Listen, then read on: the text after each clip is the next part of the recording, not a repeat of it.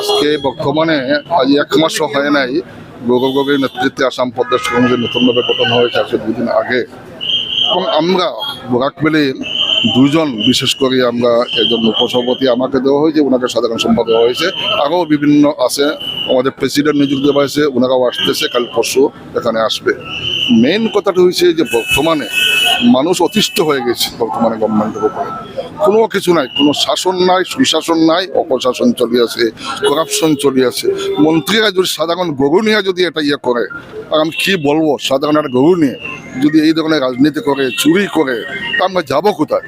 দায়িত্বশীল মানুষ আজকে যদি হেমন্ত বিশ্ব শর্মা যদি বলেন যে আমি ধর্মনিরপেক্ষ নয়, ভারতবর্ষে কোনো ধর্মনিরপেক্ষ নয়, হিন্দুও ধর্মনিরপেক্ষ নয়, মুসলমানও নয়, আমিও নয়, উনি বলেছেন।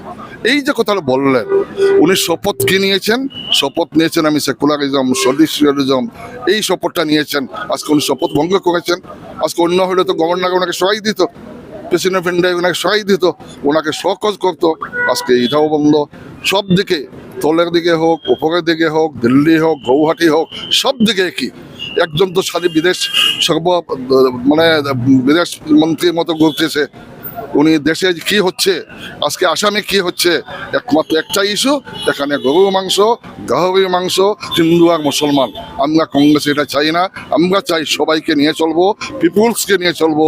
পিপুলসের মধ্যে সবাই আছে, সব জাতি জনগোষ্ঠী, আসামি বাঙালি, সবকে নিয়ে আমরা চলতে চাই। আমরা চাই একটা শান্তির রাজ্য চলে হোক, শান্তির প্রতিষ্ঠা হোক। বর্তমানে যেভাবে যে অপশাসন চলতে, এটা দূর হোক, এটা চলে যাক, সেই হিসাবে আমরা কাম করে যাব। আর আজকে আপনারা দেখতেছেন বরাকবেলি যে উৎসাহ মানুষের, আজকে যে আমরা তো আজকে মাত্র কোনো ধরনের আগে কোনো আমরা ইনফরমেশন না দিয়ে এসেছি, আমি তো কোনো ইনফরমেশন দিই নাই। আজকে যেভাবে মানুষের উৎসাহ দেখতেছেন, আর উৎসাহ থেকে আমি মনে করি কংগ্রেস যে পরিবারের লোক ছিল আগে, যারা ছিল লুকিয়ে আসছিল, বসে আসছিল, সবাই এখন রাস্তায় আসবে, আর সে কংগ্রেসকে শক্তিশালী করে এই বর্তমানে অবসান মুক্তি পাবে বলে আমি আশা হয়ে গেছে। গৌরব গগৈ প্রদেশ কংগ্রেসের সভাপতি হওয়ার পরে সমস্ত আসামে কংগ্রেস কর্মীদের মনের একটা উৎসাহ জাগছে। ঠিক তদুরূপ বরাক উপত্যকার 3 জেলাতে কংগ্রেসের কর্মীরা যারা বসেছিল, আজকে এরা গৌরব গগৈ সভাপতি হওয়ার পরে এরা উৎসাহিত হয়ে আজকে রাস্তায় নেমেছে। এর একটা প্রভাব দেখতে পাচ্ছেন। আজকে আমাদের উপসভাপতি, গৌহাটি হাইকোর্টের বরিষ্ঠ অধিবক্তা হাফিজ রশিদ সাহেব এবং আমি এসেছি, আমি সাধারণ সম্পাদকের দায়িত্ব নিয়ে আসার পরে কর্মীদের যে উৎসাহ, এতে দেখা যায় যে আগামীতে 2026-এ যে কংগ্রেসের সরকার হবে, এটা একটা ইঙ্গিত।